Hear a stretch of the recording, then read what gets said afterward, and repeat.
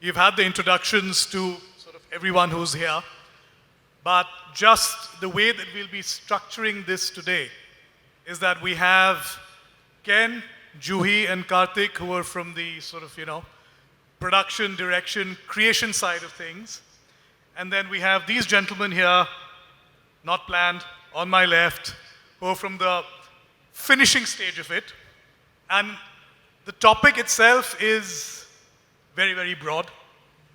So I think the way that we will sort of break it down without further ado, because it's going to take a while, is that, Ken, Kartik, and Juhi will give their perspective on, the topic is compelling, what is it again? Compelling visual, give me a minute, it's a long, yes, demand for visually rich narratives spread across languages, platforms, and genres. So I think it'll be good, Ken, to start with you, and then we'll move on to you, Kartik and Juhi. I think we will define this in two ways. One is that today, are we able to tell stories that, one, we were not able to tell earlier, and are we able to tell those stories better from your perspective, right? All three of you in terms of do you see that when you are writing your scripts, when you're directing your films, when you're filming them? And then from you gentlemen here on my left, for that kind of content that is being produced now, and since this is a VFX and More Summit, what are the tools and techniques that allow you, therefore, to bring that vision to life? What are the challenges that you faced, and how do you think, since AI, I think Ashish also mentioned that here today, how is that helping in each of your fields? How is that helping to create better, compelling content? So Ken, would you sort of kick it off, your perspective? Yeah. Hi, good morning, everybody. I'll start with, this is a true story, and it's just recently happened. The story starts about 15 years ago. There's a film actor, let's say somebody who shall not be named, who I had narrated a script to 15 years ago, at least 15, 16 years ago. And we were discussing the script and, how we're going to do it. And we decided at that time to put it aside because we said we can't do it right now. It's not that the technology doesn't exist.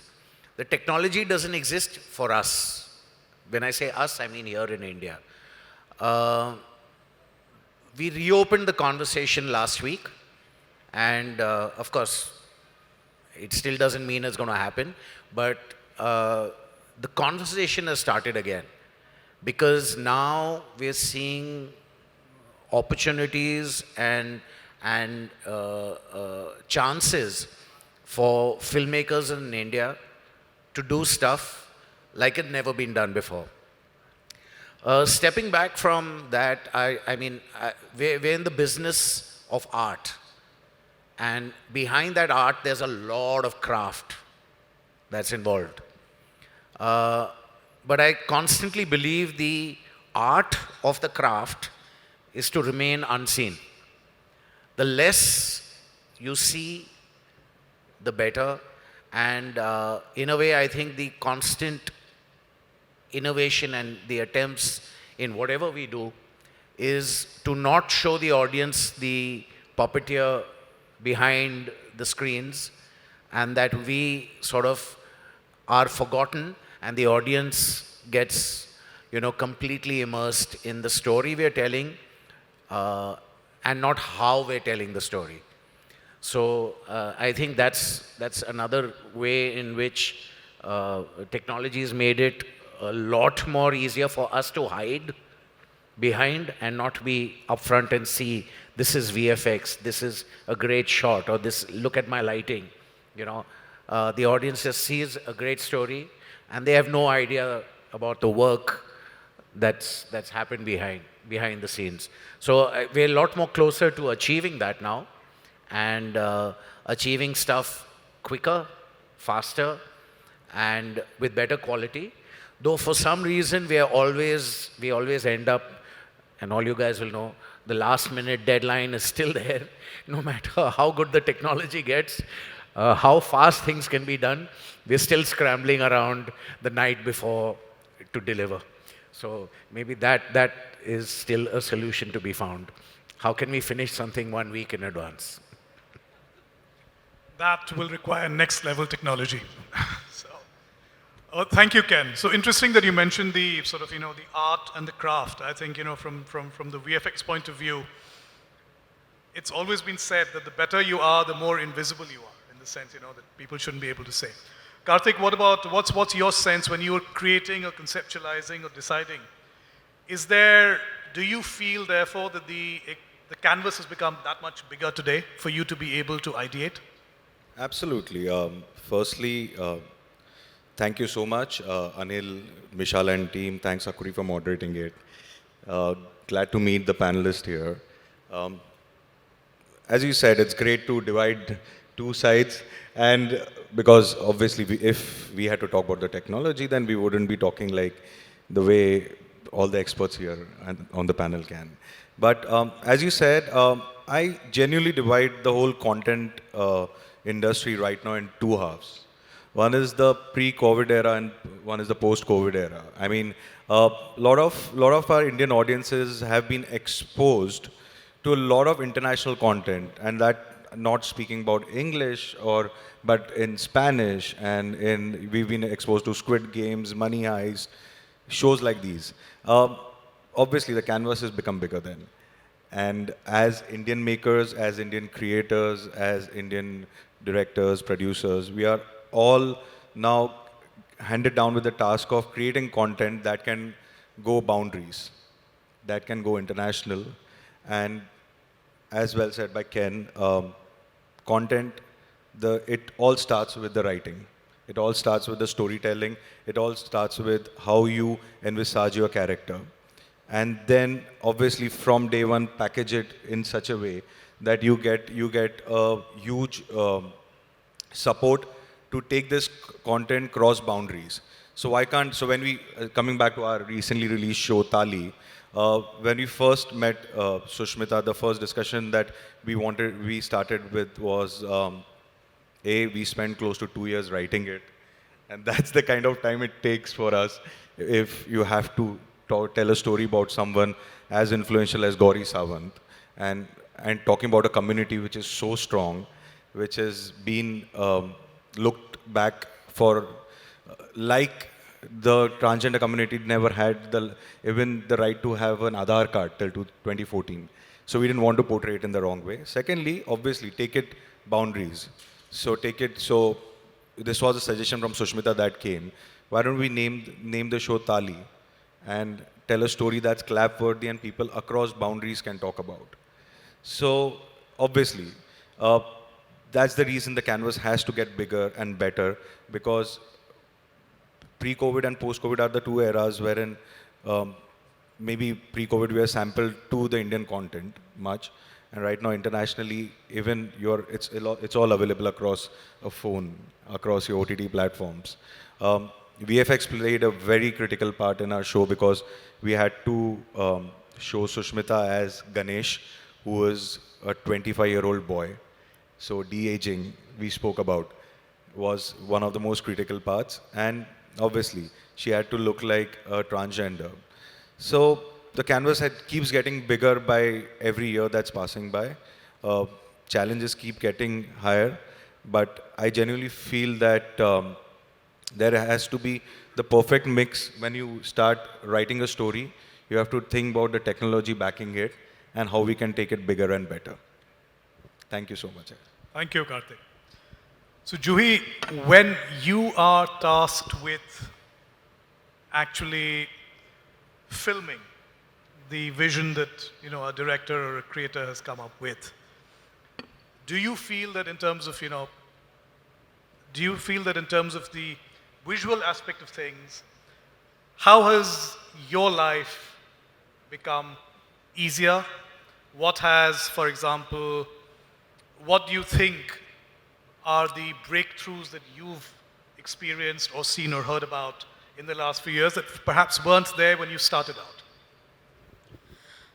Firstly, thank you for having me on this panel. I'm super honored to be among so many industry experts. I'm fairly new to, understanding how VFX can work. I come from a very documentary-heavy background. So till about 2 years ago, I wondered, is there even a space? Is there a space for AI? Is there a space for VFX in a documentary kind of, a genre like documentary? Last year, I was judging the News and Documentary Emmys, and my mind was blown. I was judging the Best Cinematography and the Scenic Design categories. And in that, for the first time, I noticed the use of VFX was so heavy in some of the more nature-driven documentaries. There's one called Life on Our Planet by BBC and Netflix. And seeing how that mix of doc and VFX can be so powerful in bringing to the audience a world they've never seen before, a world that they will never see, that's only been in all our imaginations, in our textbooks. Bringing that out has been just, seeing that kind of opened my world into the possibilities.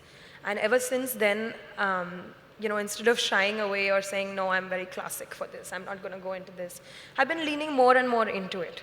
So now when I'm making my pitch decks also, I can completely, in full color, imagine how I want my scenes to look.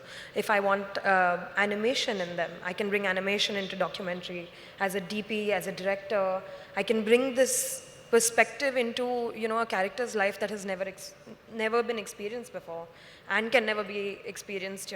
If it is like in the 60s, how are you going to bring that out if you don't have archival of some kind? So in that sense, it's really opened my mind to things. I think as a DP, it's a learning process. You're constantly picking up on new cameras. You're constantly picking up on new, the ways that we are handling production. We started with, in film school, we started with just a green screen. And from a green screen to now, cut to 12 years later, we have so much technological advancement that's happened. So as a DP, you're constantly having to do these tests. You're having to test your LED panels to see, is this something that can bring something to life for me? Or is this something that I just want to stay away from? But for me, I think the most exciting part of it has been to sort of assimilate AI and sort of assimilate VFX and animation into a genre like documentary where it's never been seen before. It's not your traditional narrative storytelling. It's really painting a world in a whole new light.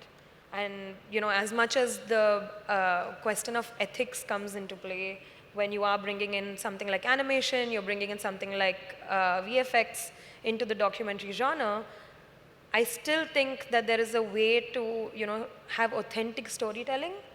As long as your intent is correct and in the right places, I think it is possible to merge those worlds very beautifully, as well as, of course, in our narrative storytelling, as much as we do it. Correct. I think the distinction between the documentary space and the factual space, I think the factual space has been using sort of VFX and animation, since you mentioned that BBC show, for example, Prehistoric Planet is something that many companies in our space and ourselves included, we are working on the latest season. That is, it's impossible to do that without VFX and animation. So it's a tricky question on whether the accuracy or the veracity of a documentary is affected if you're using VFX or animation, but I guess it's a different topic for another day. So gentlemen, on this side, I think it'll be good to sort of begin with Harry, then go to Arfath, and then CV come to you. So, VFX is actually the unsung hero of many of these stories, and as anyone who's been on any sort of online forums will tell you, I think one of the biggest grouses of VFX artists and professionals is the fact that they feel that one, of course, we're not seen, but we also don't get appreciated. When I think a lot of us actually here realize that a lot of this could not be done without the advances in technology and without the solid creativity of these artists to sit and do these things. So Harry, you've sort of had a long career, you've sort of, on set, supervision, all of that. How do you think you have been able, as a sort of, as a representative of your field, to be able to contribute to this better and the sort of more universal storytelling that is happening today? Hello. Hi, good morning everyone. Thank you Anil, thank you Ashish for inviting us. Like initial days when it started, like we used to, as Ashish said, ki kuch kar lo VFX mein. It used to be like that only. So we used to shoot during analog days, cellulite. I mean, we had a film at that time. It was pretty difficult to kind of go on the shoots. Mainly we were doing advertising during 90s, when we started. So mainly advertising work we were doing and cleanup work. So slowly kind of we started working on the films which we got, like we got Main Hoon Na and Pehli. Things started from there, like working on feature films. So initial days, as because of analog, we had to go and scan. If you're kind of working on the film, you have to go to London, frame store or cine site and scan your images. It used to be pretty difficult, so you have to kind of plan everything properly. And like shooting also, like nowadays with digital cinema, we shoot plates, like 1 hour plates, 2 hour plates. At that time, it used to be planned how many seconds we need to shoot plates, because they never considered, we used to kind of, when we used to go out to shoot, we used to take the cans with us. How much we are going to shoot, we had to kind of specify. And for plays, because there was not much education during FTI days, I mean, there was no VFX course. So a lot of directors during that time, they didn't know, how to approach VFX and what can you do. And how can you improvise telling stories. So during analog days, those things were difficult. And when we were shooting on chroma, again, you have to recreate the lighting. As compared to now, LEDs have come back. LEDs, now you can get the bounce, shoot anything on chroma, the bounce looks real. And when you put the plate, it looks more real. Like Gravity movie, when they started shooting zero gravity, as Mr. Sinha was telling me, it used to be very difficult at that time. How we are going to shoot somebody in space. So everything they shot within the box, using LED screens. At that time, the LED size was quite bigger, so they had to replace everything in VFX later on. So same thing, kind of, we have been trying, like Lal Singh Chadda, the whole train sequence, which was shot on LED screens. Though LEDs were bigger in size, and finally we replaced it with the actual plates, what we shot. While playing back LED for the bounce, I mean, at that time, during last thing when we were shooting, it was not playing in real time, it was playing at 16 FPS. But again, the bounce was correct, and after replacing, everything started looking correct. And like in old times, like action sequences, mostly body doubles were used during those days. And camera used to be always behind the actor, like, not show his face, because that used to be difficult.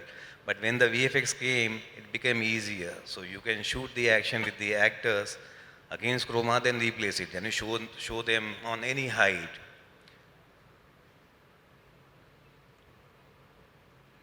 And like for the face, because in terms of,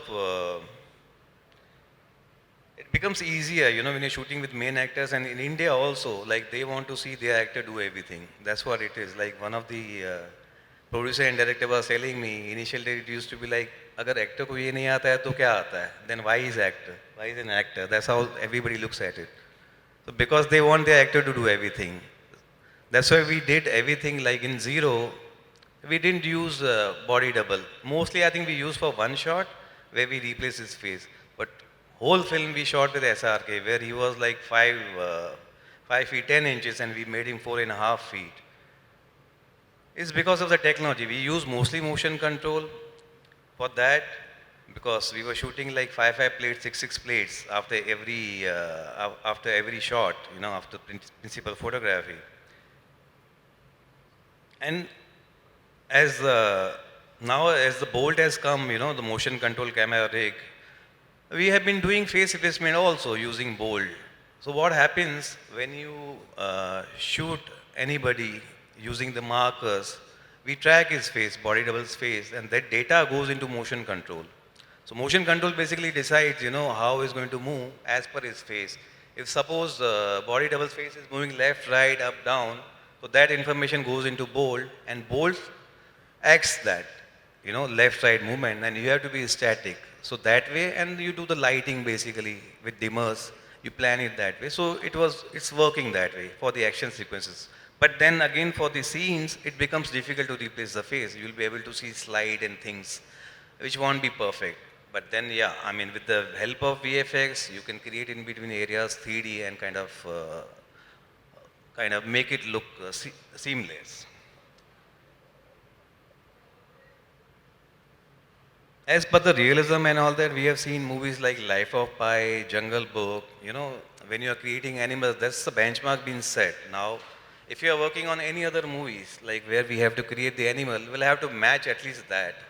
Then only, I mean, nowadays people are pretty smart enough to kind of understand what is good VFX, what is bad VFX, because on OTT platforms, every whole thing you see. I mean, everybody can see even the makings and all that. So they have been understanding, even that, including directors. So everybody knows. I've seen on the shoot, like 80s, they started understanding while watching making. Yes, they don't know exactly how it needs to be done, but they actually understand nowadays. Those are days, at that time they kind of never understood in 90s. It was very new, but now everybody understands. So kind of it's becoming more challenging kind of, to kind of, you do the good VFX, match it with the Hollywood movies. Thank you, Harry. I think just picking up on one point that Harry mentioned, he mentioned Life of Pi, he mentioned Jungle Book. I think, and this is something that I've mentioned elsewhere as well, that one of the for me, one of the personal hallmarks of how VFX has evolved has been that it is not now enough to make realistic creatures or realistic animals. You're now making them the main character on your screen. So at one point of time, they started with sharing screen space with a real life actor. And now I think technology has allowed us to sort of create digital characters that can actually, and make them emote and actually be the star of the screen. And I think that's the next frontier that we've come to. Arfath, so you will bring a very interesting perspective here because, it's out of home, it's a medium that is fairly ubiquitous, but also has its own limitations and challenges. And you also have to make sure that you convey what you have to convey in time is the biggest constraint as well. So what is your understanding of how technology is allowing you to do messages that might not be fiction, but do relate to branding and storytelling? Thank you, Mr. Sinha. People might be wondering what the Nauto company is doing among a VFX forum. But then I'm going to strategically leverage my position as amongst the last speakers to pick on what each one of you said. I find a lot of synergy in what we are doing. Kartk pointed out that it's all about canvas. So we being in the physical world, we have these large format displays on the road, inside metro stations, so on and so forth. But that doesn't really synergize in the context of post-COVID world. If you remember the days when chatbots were a thing, right? So, a lot of these companies were having chatbots to limit call center interactions. Chatbots became a thing, but then there was no personalized touch to it. Today, synthesized voices controlled by AI has taken over that chatbot thing. So everybody is looking at personalized content, personalized messaging, whatever medium they are engaging with. We as outdoor, like you rightly pointed out, we have a very short dwell time. When a person is waiting at the metro train, he gets about a minute. When he's waiting at the baggage belt in an airport, he gets about 2 minutes. But when he's going on a road, he probably gets lesser than that. For us, leveraging that time and using visual messaging becomes a key. So we are leveraging generative AI right now, in the sense that if we detect that a person who's standing in front of us is of a certain age and a certain mindset, we are able to generate the content that resonates with him. To give you an example, if there is a gentleman who's between 30 to 35 at a sports store, right? So the context that we would be showing him would be very different from what we would be showing a 15 to 20-year-old guy at the same store. Now the messaging, because we have a very short dwell time, should be AI driven in the sense that we pick up the age, we pick up the trending sports, a popular sports concept in that age group, and then we generate the textual messaging that comes up on the screens. Using the same textual content, we can then layer the background, text to visual play. So that way, we all find ourselves relying on technology more and more. Messaging is the key, canvas is the key. Yeah, so in today's world, as an omni-channel cookieless context, we become more and more relied on the latest of AI-driven technologies and so on and so forth, where I find that all of us are dwelling in that space. So that is our common, I think, resonating point. Yes, yeah. Thank you, Arfath. So CV, over to you now. I mean, obviously you are in charge of one of the largest sort of virtual production setups that are around, and you also. So what is, if you can sort of focus on a couple of things. One is that from a virtual production point of view and of a previous point of view, how have things evolved? And two, what is your take, and I'll come back to each of the panelists on your view on AI as well, but why don't you kick off with what you think is also the impact of AI on what we've done, taking on from what Arfath said. Good morning, everyone. I'm C V Rao from Annapurna Studios. Before I get into your question, I would like to answer or add a few points to Ken sir, what he has raised. So he was mentioning that how do we get the product 1 week prior to the release date? Sir, we all have the same question. There are many VFX facilities here, many filmmakers. We all have the same question. So how can we deliver the product 1 week prior to the release? We don't get approvals, you know that? Until last minute, they don't approve. Even it is good, they keep on trying. They say, okay, let's send it off. So that mindset has to be changed from everyone. If you do that, if any filmmaker keep on doing that, keep on telling small corrections, even VFX facilities and VFX technicians, what they are thinking, okay, they tell corrections, let it go. We'll hold it until last minute and deliver it off. So we are the facility because we are handling a couple of projects at DI for coloring, like Pushpa 2 we are doing at the moment, Devra, and like upcoming films like Game Changer we are handling. We don't get CG shots until just 2 days before. And how do a colorist can do the grading and deliver the quality? Definitely it is affecting a lot on controlling the quality and delivering the quality product. And I request everyone, a filmmaker or VFX artist, they have to think that if you deliver the product on time, that means like a week or 10 days before, and the rest of the technicians, they have to deliver the DCPs to the theaters, right? They go through hell, if you deliver 2 days before release. So we are with you, sir, and you are the filmmaker. Yes. I've sat all night with colorists and VFX guys the night before. And I understand the story. But just going back, I realized this is my grouse with producers. They will take forever to finalize a contract. But then after the contract, they'll want so you it's all the fault of the contract. The producer. So we are also facing the same time at virtual production too, because they don't get the approval from the agencies or the production houses whether to go ahead or not. And we get very little time to build the assets, digital assets, and to do the preparation for it.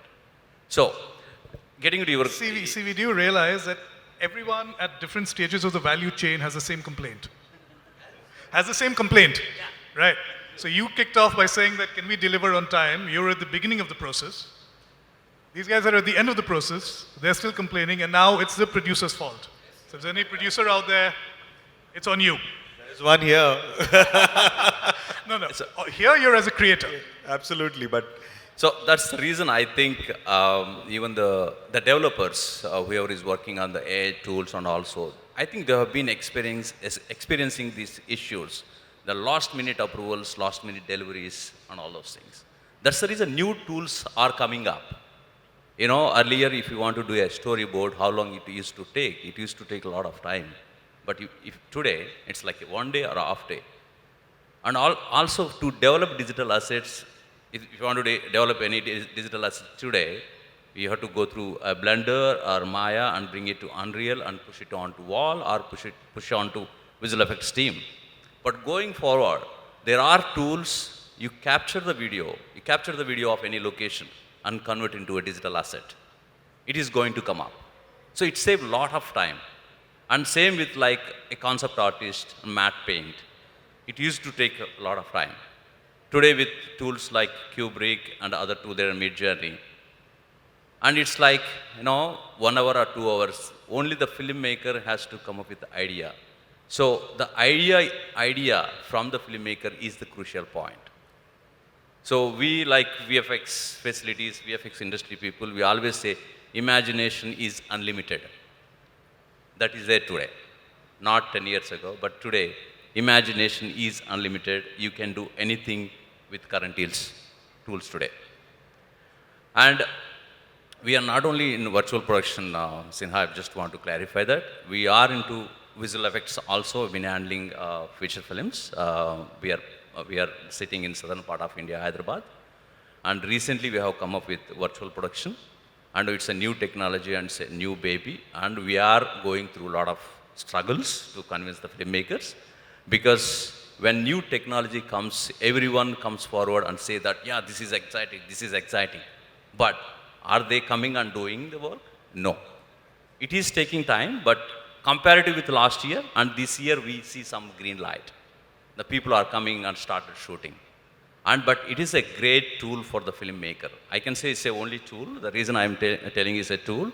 And VFX and virtual production is a combination. You cannot shoot everything on virtual production and you cannot shoot everything on visual effects. It's a live shoot, visual effects and virtual production is a combination. And sometimes, yes, with virtual production and visual effects combination, you can make a film if you have the proper script in hand. So for the filmmaker to understand the process is very, very important. And we at Annapurna Studios, we always call and reach filmmakers and invite them to our facility and run them the entire process to understand first. We don't approach any client just for the business. We approach client, come here, hey, there is a virtual production here at Annapurna Studios. Come see if you want to bring any scene, if you want to shoot, have real-time experience, come and do. Shoot whatever you want. You come here for one day with your DOP, art director, and with your crew and experience it. Once you experience it, then you know how you can script your sequences really, how you can use the technology. Thank you, CV. Thanks. So before we get on to taking some questions from the audience, I just thought it'll be interesting since AI is quite the buzzword, especially in what we do. Each of the panelists to give a quick take, very brief, on what they think or is their take on the use of AI in our business. So I was waiting, how many minutes before the AI word comes into the conversation. I've been deep diving into it for the last 3 months, done a whole lot of courses, in fact, playing around myself. Last 2 days, I've been sitting, meeting with a gentleman from the UK who is a futurist, an AI futurist, amongst other things. He's got a lot of stuff. I just want to say one thing to everybody in the room. You guys in the room are all safe because you guys are the creators. The problem is going to be for the talent. So people who have been sitting in air-conditioned rooms in front of screens, your jobs are safe. The guys who go out onto the floor and are more dependent on locations and going out and shooting and art and costumes, that's where I feel the hit is going to happen a little more. But we are safe, so relax. Interesting perspective. Ken, I'll pick that up with you offline. Interesting. Karthik, what's your view? I totally agree with Ken because when we are on a film set, there are close to around 250 people who are working. In the there's a new thing called as the writer's room where you have like 10 writers working on a project together. But absolutely, it's going to start working from that level, wherein those 7-8 writers are going to get cut down to 2 or 3 of them. On the floor, practically speaking, though we've made those rules of having multiple people, like 15 lightmen to your ground staff of around 150 people, that's going to cut down to almost 50-60%. And so obviously, but that's the vision, that's the thought process. Even I've been dabbling with AI when it comes to the writing software as well. If we keep on empowering ourselves with the knowledge that has been coming our way, with obviously keeping ourselves updated, I think it's just going to be very helpful for the industry per se, because today's time we are making films worth around 300 crores, 200 crores. The box office collections are not similar. The theatrical collections are not the same. We are putting it on OTT on the 30th, 40th day. That's the hard part when we go through. But yeah, that's the reality. So if anything that can put a structure when it comes to budgeting a film, because you never go wrong on the business part of it, you always go wrong on the budgeting part of it. If you have the right budget. So what you're saying always a is success spending story. money is easier than making it. Absolutely. That's the easiest thing. Thought of the day. Juhi, what's your? I personally have been dabbling into Midjourney for a couple of months now. I've used it extensively with a lot of my projects. We have used AI to such an extent which I don't think would be possible, on a strict timeline. And I think that's where it really gives you this sort of an independence, where you can make something on for this project I was doing. We had to make something on Midjourney and then upscale it to for a screen that was 100 feet by 20 feet. So something like that, to get it done on the time scale and to get it done in a budget would have been very impossible. And I think, Midjourney and the other AI softwares really can help in those parts. I do think there is a sweet spot that exists, that we don't need to completely lose out on talent. We don't need to completely, go the other way. I think we can. As a creative person, it's scary for me to think that my job will be taken away. But I think that, there is a combination of two that can really work. So you see it as an enhancement of skills rather than a replacement. Exactly. So, sorry, I'll just add to that about the fear. Just listening to somebody online and talking about AI. So when the earlier steam engines were there, he gave us that example. And then they thought if we made a more efficient steam engine, we'd use less coal and there'll be less pollution. But what happened is the more efficient steam engine meant that more steam engines were made and then more coal was used because more people traveled. So AI is very interesting. We don't know what we don't know. In fact, there's another thing we were working on, and now AI needs humans to train them. So they're looking at hiring humans just to sort of judge, give tick marks to the AI that, okay, this is what this means. So AI will be needed, humans will be needed for AIs in the future, for training them initially. But yes, we don't know what we don't know, and the future is very exciting. And scary. Okay. Harry, what's your take? Hi. I think with AI, I think things will become better. creative wise, storytelling wise, like one of my friend who's a sound recordist, he was telling me other day, like bass layer when they kind of shoot the movie, now we have to kind of search different sounds and put it in a lineup, which AI will be doing it. So the other guys who was doing that, assistants, they will do something else, which is more creative. This is sound like VFX also, like generative AI has come. Photoshop has also come up with that. Some software like, Autodesk also incorporating AI inside the software, like Blender has. So slowly, I think the time which we spend, making things, which takes a lot of time, that will become easier. Then on creative side, you can spend more time.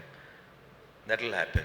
And like we have software, like Unreal software also for us, for me is like AI only, because you can see things in real time, you can plan things, you can sit with DOP, you can figure out what kind of lights he'll be using, how many cranes he'll be using, they all can plan, because in Unreal software, most of the camera things matches with the real camera.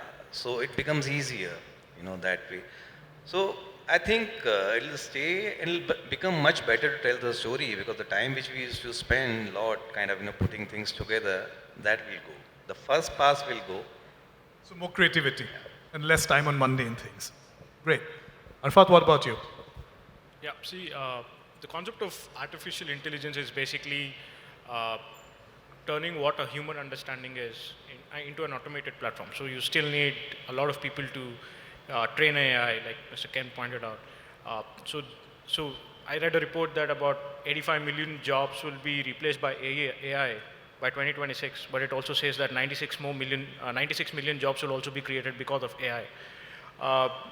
Mr. Rao pointed out that given the timeline that we are dealing with in these days, right? So the only way we can meet those timelines is automating what can be automated easier. Yeah, the easier part of the job. So AI will definitely take up that part of the thing, and people who are doing that can be retrained to do either the training of the AI itself or using the end product. So I don't see AI eating away, somebody's livelihood, but then it's only empowering them to become better. I mean, if I'm good at, say, driving, right, I would rather spend my time teaching 10 more drivers to become better drivers than driving my own car all the time. So it's all about scaling up. So AI definitely is going to handhold each of us in every industry that is there, and then the perception is different. I mean, that is going to change in the next 2 years when more and more jobs come out of AI. Thank you. CV? Yeah. So there are many ways today to do a film, right? AI is another ways in the future, basically. So I'm hearing that from the clients I met. So they are seriously building the pipeline where they can generate images, where they can feed their own content, their actor images, all the information they want to feed, and they want to generate the videos out of that. That is going to be the future. They don't want to go to location, they don't want to shoot any outdoor with any cameras. They want to make a film sitting in the studio. So that's one of the big change we are going to see in the near future. And also one more thing, see, everyone, they have to keep upgrade themselves.